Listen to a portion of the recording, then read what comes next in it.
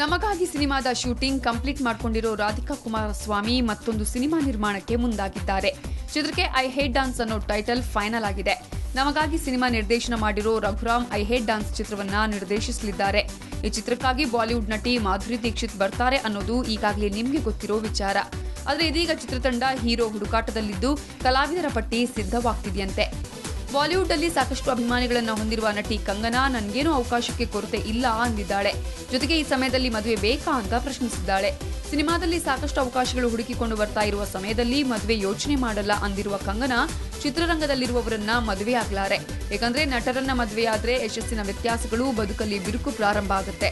ಹಾಗಾಗಿ ಮದುವೆ ಅನ್ನುವ 3 ಅಕ್ಷರದ ಪದ ಕೇವಲ 3 ದಿನಕ್ಕೆ ಮೀಸಲಾಗದಂತೆ ನೋಡಿಕೊಳ್ಬೇಕಾದ್ರೆ ಸಿನಿಮಾ ಇಂಡಸ್ಟ್ರಿಯಿಂದ ಹೊರಗಿರುವವರನ್ನ ಮದುವೆಯಾಗಬೇಕು ಎಂಬುದು ತಮ್ಮ ಆಶಯ ಎಂದಿದ್ದಾಳೆ. ಈಗಾಗಲೇ ಅನೇಕ ನಟಿಮಣಿಯರ ಅಶ್ಲೀಲ ವಿಡಿಯೋಗಳು ಸಾಮಾಜಿಕ ಜಾಲತಾಣಗಳಲ್ಲಿ ಹರಿದಾಡ್ತಿವೆ.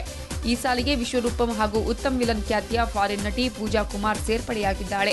ನಟಿಮಣಿಯರು ಎಂದಿನಂತೆ ಇದೆಲ್ಲ ವಿಕೃತ ಮನಸ್ಸಿನ ವ್ಯಕ್ತಿಗಳ ಕೃತ್ಯ, ವಿಡಿಯೋದಲ್ಲಿ ನಾನಿಲ್ಲ, ಇದರಲ್ಲಿ ಸತ್ಯಾಂಶ ಇಲ್ಲ ಅಂತ ಹೇಳಿಕೆ ಕೊಡ್ತಾರೆ. ಆದರೆ ಈ ವಿಡಿಯೋ ಬಗ್ಗೆ ಪೂಜಾ ಯಾವುದೇ ಪ್ರತಿಕ್ರಿಯೆ ನೀಡಿಲ್ಲ. ಬಾಲಿವುಡ್ ಹಿರಿಯ ನಟ ಓಂ ಪುರಿ ಗರಂ ಆಗಿ ಮಾತನಾಡಿದ್ದಾರೆ. ಈ ದೇಶದಲ್ಲಿ ಮಾನಭಂಗಗಳು ಹೆಚ್ಚಾಗಲು ಸಿನಿಮಾಗಳಲ್ಲಿ ಹಾಟ್ ಸನ್ನಿವೇಶಗಳು ಇರುವ ಐಟಂ ಸಾಂಗ್ಗಳೇ ಕಾರಣ ಅಂತ ಅವರು ಹೇಳಿದ್ದಾರೆ. ಇತ್ತೀಚೆಗೆ ನಡೆದ ಕಾರ್ಯಕ್ರಮವೊಂದರಲ್ಲಿ ಪಾಲ್ಗೊಂಡು ಮಾತನಾಡಿದ ಅವರು ಈ ರೀತಿ ಐಟಂ ಸಾಂಗ್ ಬಗ್ಗೆ ಗರಂ ಆಗಿ ಮಾತನಾಡಿದ್ದಾರೆ. ಇದು ಮಹಿಳಾ ಪ್ರಧಾನ ಹಾಗೂ ನಾಯಕಿ ಪ್ರಧಾನ ಚಿತ್ರವಾದ್ದರಿಂದ ನಿಶಾ ಮುಖ್ಯ ಆಕರ್ಷಣೆಯಾಗಿದ್ದಾಳೆ. ಸಾಜಿದ್ ಖುರೇಶಿ ಈ ಚಿತ್ರವನ್ನ ನಿರ್ದೇಶನ ಮಾಡಿದ್ದಾರೆ. MS ಯೂಸಫ್ ಅವರು ನಿರ್ಮಾಣ ಮಾಡುತ್ತಿದ್ದಾರೆ. ಕನ್ನಡ ಮತ್ತು ತೆಲುಗು ಭಾಷೆಗಳಲ್ಲಿ ಏಕಕಾಲದಲ್ಲಿ ಈ ಚಿತ್ರವನ್ನ ತಯಾರು ಮಾಡ್ತಾ ಇರುವ ಬಗ್ಗೆ ಮಾತನಾಡಿದ ಈ ಚಿತ್ರದ ನಿರ್ದೇಶಕ ಹಾಗೂ ನಿರ್ಮಾಪಕರು ಈ ಚಿತ್ರ ಆಕೆಯ ತಾರಾ ಬದುಕನ್ನ ಉಜ್ವಲ ಮಾಡುವಂತಹ ಚಿತ್ರ ಆಗತ್ತೆ ಅಂತ ಹೇಳಿದರು.